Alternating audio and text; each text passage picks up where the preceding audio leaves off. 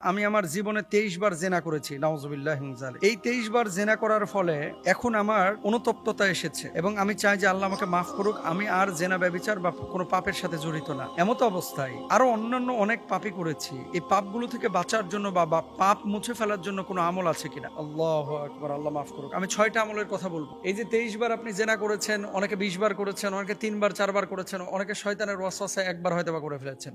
কবিরা গুনাহ। ওয়ালা তাকরাবুজ জিনা ইন্নাহু কানা ফাহিশা, জিনাহের ধারে কাছেও যায় না, এটা আল্লাহ বলেছেন, আমার কথা না। আর জেনা শুধুমাত্র শারীরিক মিলনের নাম না। ফাল আইনানে জিনা হুমান নাদর, চোখ দিয়ে খারাপ কিছু দেখা এটাও জেনা, হাত দিয়ে খারাপ কিছু স্পর্শ করা জেনা, অন্তর দিয়ে খারাপ কিছু কল্পনা করা এটাও জেনা। অনেক সময় আপনারা দেখা যাচ্ছে যে অবৈধ সম্পর্ক বা হারাম রিলেশনশিপে যখন জড়ায় ছেলে এবং মেয়েরা, আমরা হুজুর ডাইরেক্ট কোনো কিছু করি নাই, ইনডাইরেক্ট করেছি। অনেকে হোয়াটসঅ্যাপে আপনারা লেখেন এগুলো গুনাহ কিনা, পরবর্তীতে তো আমি বিয়ে করবই, সমস্যা কি? এই যে বিয়ে করবেন এই নিয়তে আপনি একজনের সাথে রিলেশনশিপে আছেন, অথবা হাত দিয়ে কোনো জায়গায় তার স্পর্শকাতর জায়গায় স্পর্শ করলেন, অথবা তার সাথে আপনি একটু কাছে গেলেন, পার্কে ডেটিং করলেন, আড্ডাবাজি করলেন, নির্জনে কিচ্ছু করেন নাই, শুধু ঠোঁট মিলিয়েছেন, কিচ্ছু করেন নাই, বুকে জড়িয়ে ধরেছেন, সম্পূর্ণরূপে হারাম। এগুলোও কিন্তু জেনাহের অন্তর্ভুক্ত। এখন বাঁচার উপায় কি? বাঁচার উপায়টা কি? বাঁচার উপায় 1 নম্বর, রাসূল আকরাম সাল্লাল্লাহু আলাইহি ওয়াসাল্লাম হাদিসের মধ্যে তওবার কথা বলেছেন, এবং আল্লাহ সুবহানাহু ওয়া তাআলা পবিত্র কোরআনুল কারীমের মধ্যে বলছেন, লা তাকনাতু মির রাহমাতিল্লাহ, কুল ইয়া ইবাদিয়াল্লাযিনা আসরাফু আলা আনফুসিহিম লা তাকনাতু মির রাহমাতিল্লাহ ইন্নাল্লাহা ইয়াগফিরুয যুনুবা জামিআ।